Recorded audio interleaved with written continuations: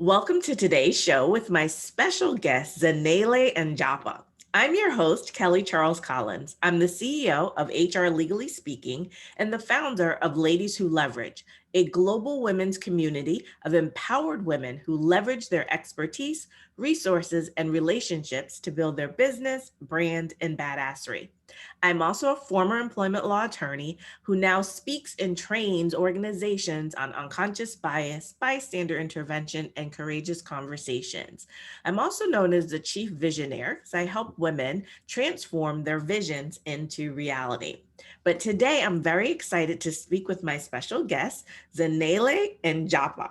Zanele is a global speaker who has captivated audiences with her sensational keynotes and thought-provoking unlearning facilitations. She challenges long-standing company dogmas while developing her audiences with her unique, humorous stories and insightful views around the future of work and creating cultures of continuous self-disruption. In 2019, she was recognized by Advance Media as the 45th most influential young South African on the final list of 100 young South Africans. And if that wasn't impressive enough, in 2020, she made the Junior Chamber International, which is South Africa's list of 21 top outstanding young persons. So you see why I wanted to talk to her? Zanele now works with Tomorrow Today Global, where she assists clients to approach an uncertain future with confidence. Zanele, thank you so much for being here with me today. Thank you so much for having me, Kelly. It's such a pleasure to be here. I'm so impressed by you.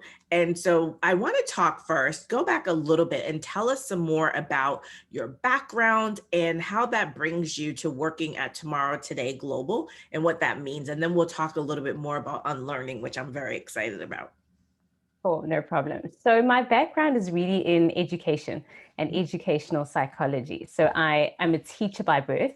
I always say that this is where I've always wanted to be. I really have a passion for facilitating learning and facilitating knowledge acquisition and light bulb moments and moments of insight in people. So I spent a good few years in the teaching industry working with young minds that were quite bright and really helping them to sort of understand certain concepts in the schooling environment. But really, that's when I came to the realization that you and I are so much more capable, especially around future skills, as we now like to brand them, than we think.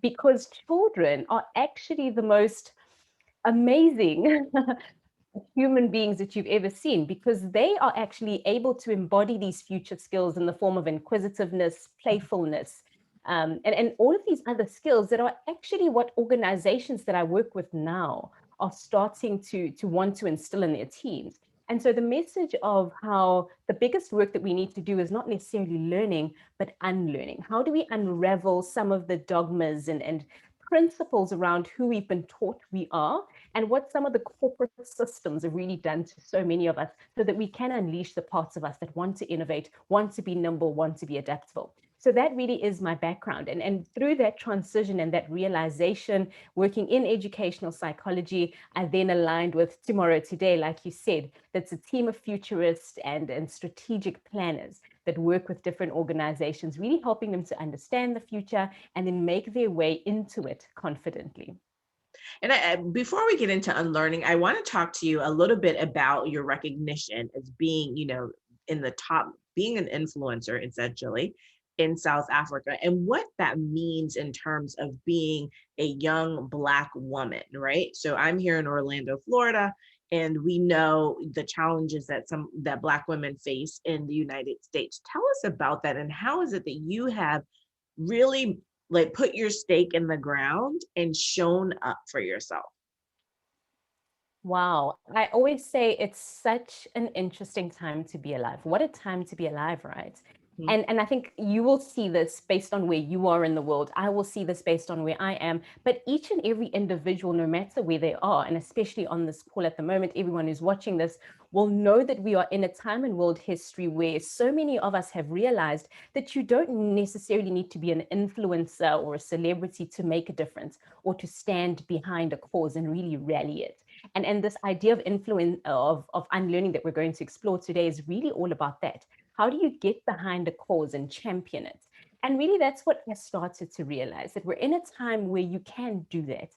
And that's what I've really chosen to do for myself, especially in a country such as South Africa, where young people, people my age, millennials, and even your Gen Zs, are starting to take back that power, to say that we understand that really the power lies in the hands of the people in some cases. So we can do what we should do. Let's rather put our stake in the ground. Let's do what we can to drive these narratives forward and to really see a different type of society from the one that our parents were in, the ones that our grandparents were in, so that we can start to influence greater topics like your climate change, your racial equality, and all other social, economic, and even environmental issues that are going on. So I think it's about really taking the responsibility on yourself and doing what you can do where you are with what you have. So yeah.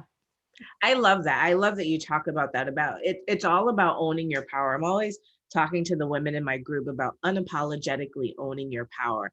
I think we don't often. I think we sometimes don't think about how much power we really have.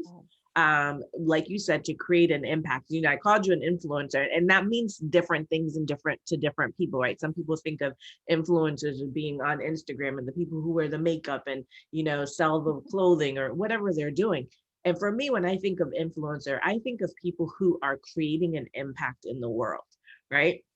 And so when I created the Ladies Who Leverage group, I wanted to bring women together. And as we've been together since last March, over the time, I've been thinking, what is it that we can do? Because there's so many powerful women in that group. What is it that we can do to create influence and impact? Right. And it's exactly what you were saying, to create this world and create spaces for our younger generations that are different from the one that we're growing up in now and the ones that we grew up in. And how do we do that? And as individuals, we have so much power to create impact. And it doesn't mean that we're going to change the world. One person can't change the world, but the entire world, but you can change the world that's around you, right? So if we think about it more in a micro sense of, you know, having a real impact on the people that we come in contact with every day, the places that we work, the communities that we live in. So I'm so excited that, you know, you're doing that, you're doing this work, and that as a millennial, you are in corporations and showing the way of how to unlearn. Because I'm a Gen X, so I'm in the middle. So, you know, I was pre-technology and now technology. And so it's really interesting that we grew up in that kind of bridging time.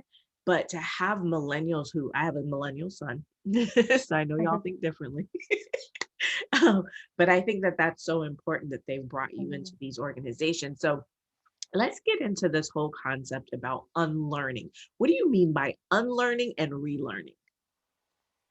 So unlearning and relearning, I think it comes across as two separate things, but I always like to explain it with starting off with learning. If you and I think about how we actually learn in the first place and how new memories are created, new neural pathways are created in the brain without going into too much jargon, really the way that you and I acquire anything new under the sun is through creating new neural pathways that, because they become a kind of default in our brains, they exist at the expense of something that was there as a default. So think about if you're trying to create a new habit. Let's say I want to drink a lot more water.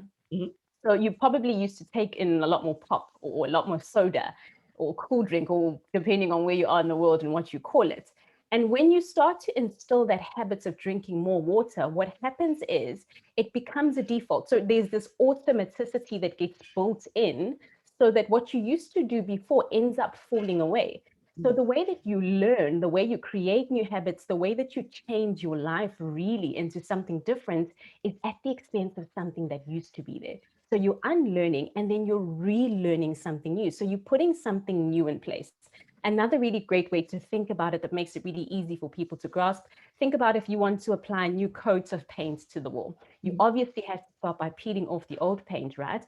Peeling off the old coats so that you can start to layer it afresh. Because what you don't want to do is put a new layer of paint on an old coat, or fill a glass that's so full right up to the top with a new liquid. First, you have to start by emptying out what's already in there so that you can start afresh. And I found working with individuals, especially in the coaching and mentorship section of my work is that I've got a lot of individuals that come through and they go, I've been trying to do this for a very long time. And I know that you're the unlearning expert. Can you possibly help me with this? And I go, okay, let's start here. You've started to put on all of these new coats of paint, whereas you didn't necessarily start with unraveling what's already there and then starting to apply something new. So even when I work with unlearning, and I think this is something that I often advise to so many people, and I can advise to anyone who's watching this, is you start right there. You start with the unlearning and understand that it's all parts of learning, but you have to go through it in sequence so that you do get to the part where it actually lasts, which is what we all want, right? We all Yeah. want learning to last, right to the end. So you want to really see it in the cyclical learning, unlearning, and relearning, all as one thing that comes under the brackets or the umbrella of learning as a whole. So in this context, we're talking about, ladies, get out of your own way and giving them strategies, to help them not stay stuck. And so when you're talking about unlearning, talk to our guests about what it is that we can do when we find ourselves stuck, whether it's because we have some limiting belief or someone has spoken some limiting belief over our life that we have now taken on as our own. How can we use unlearning in that process to be able to keep us moving forward?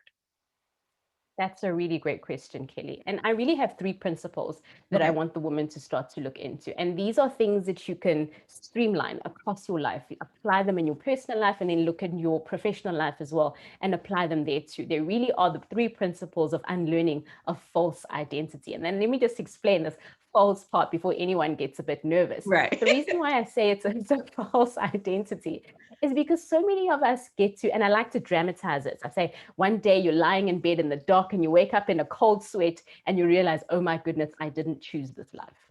Who am I? And that's where I find so many of us get to when we realize that, oh my goodness, it's time to start peeling away old layers. So that's why I say it's a false identity, because you haven't consciously chose it. Bearing in mind, obviously, that you and I are always, we are what we've been influenced to be. That's all we have, really. That's our identity. But I feel it's so important that you consciously choose who you become, because then otherwise there's this consistent, oh my goodness, this is going wrong because of so and so. This is going wrong because this person said this, or my dad did that, or whatever it is. But when we get to a stage where we can consciously own who we are, then there's that individualities, there's that autonomy that comes with that as well. So these three principles that I'm talking about, the very first one is to find and create you. The second one, the second one is to invest in you. And then the very last one is to give you away or give yourself away. Now, let me explain each Yes, of the I, three, I and then want to hear hopefully a this. little later, we can get into some strategies and how to actually apply these on a day-to-day. So the very first one is to find and create you. Now, the reason I say find and create is because we're not just doing one at any given time. And so many people will know this because you come into the world, or you come into a space, whether it's your work function or wherever it is, and you just know the things that set your heart alight. There are certain things where you just, you maybe step onto the cricket field and you go, oh my goodness, I don't really, this is not resonating with me, or whatever it is, because there are certain things that really do start to fan your flames, if we can call it that. So that's why I've paired finding yourself and creating yourself, because under various different contexts in your life, you're applying one or both or the other at each and every stage. So that's the first one. And finding and creating yourself is the part where we unravel and the part where we unlearn the Okay. most, because it's saying, let's hindsight. And really, you can look at these as hindsight, foresight, and introspection. So this one is hindsight. Let's go back. Let's have a really good look. Let's draw the data. Let's pair it up and really find some of the insights that are going to help you to be a lot more aware of why you are you, where that comes from, and why you make the decisions you make. And one of the principles that I really like to bring into this is, don't just think your thoughts, but rather be a conscious observer of your thoughts. So sit behind yourself as you think your thoughts. So you're thinking about what you're thinking. And on a day-to-day, I love to encourage my clients to do exactly this. And I want to encourage everyone to do that.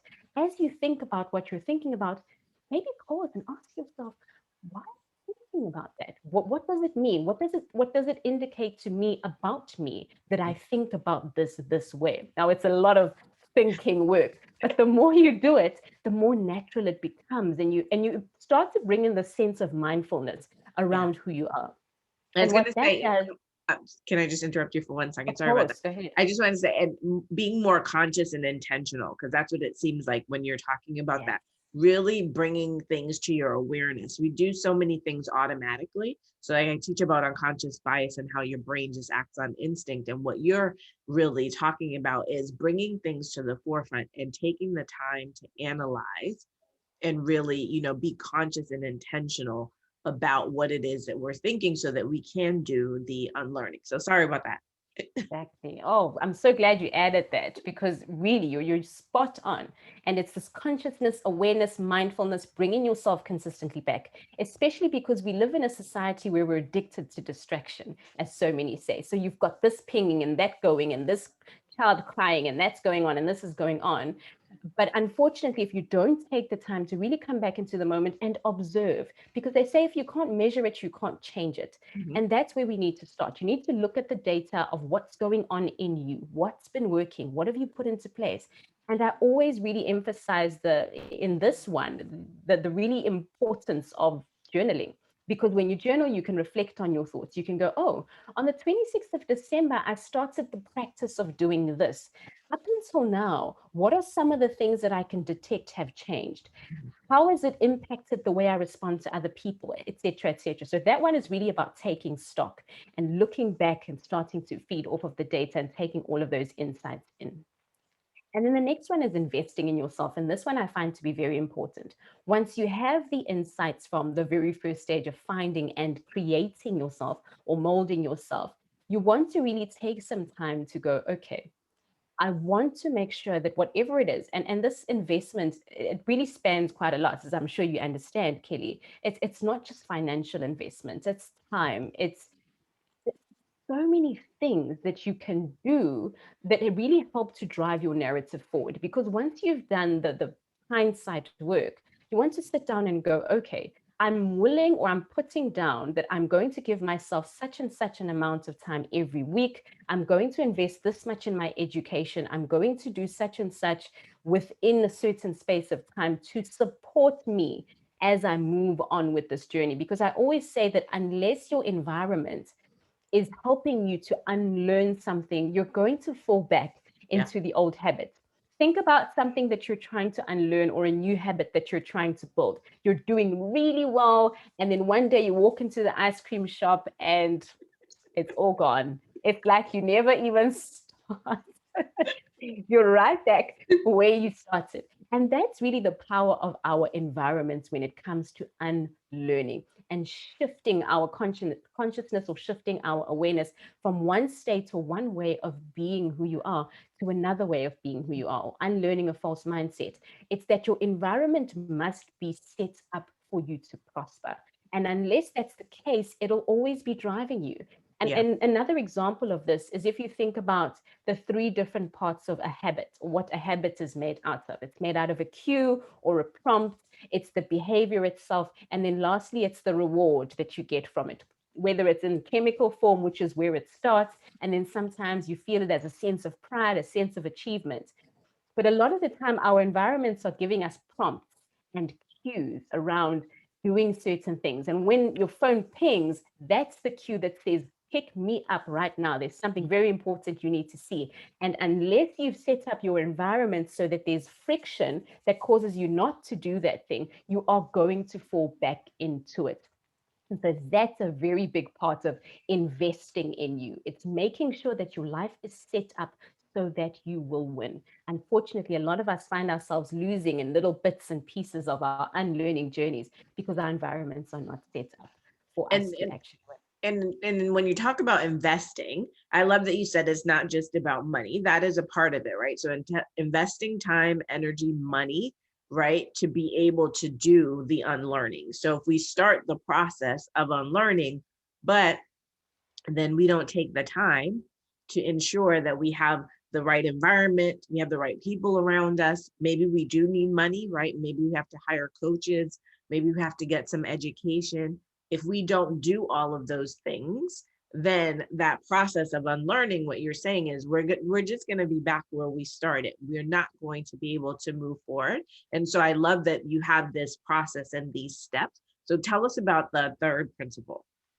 Yeah. So the third one really is following on from this final one and from the second one, and it's really the biggest one. And I always advise for clients to really work on the stability of the first and second, which ensures that you rather focus on where you want to go rather than what you're unlearning. And this is where a lot of people get tripped up. They go, oh, I want to stop eating ice cream, I want to stop eating ice cream, I need to stop, I need to stop, instead of rather focusing on the behavior you want to draw closer to rather than the one you want to move away from.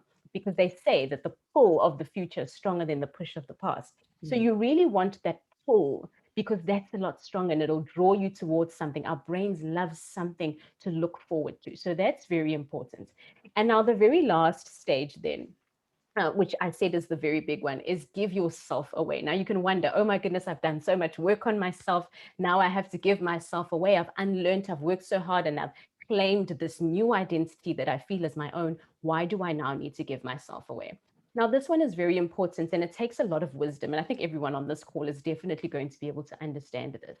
At the end of the day, you and I are driven by a cause that's bigger than ourselves. Anyone, people come alive. And then this is where this concept of flow comes from. It's when you've got something that's bigger than yourself that takes over you, or you can give yourself to, and you almost get lost in it. I don't know what that might be for you, Kelly, and I'd love to hear what that is for I you. don't know.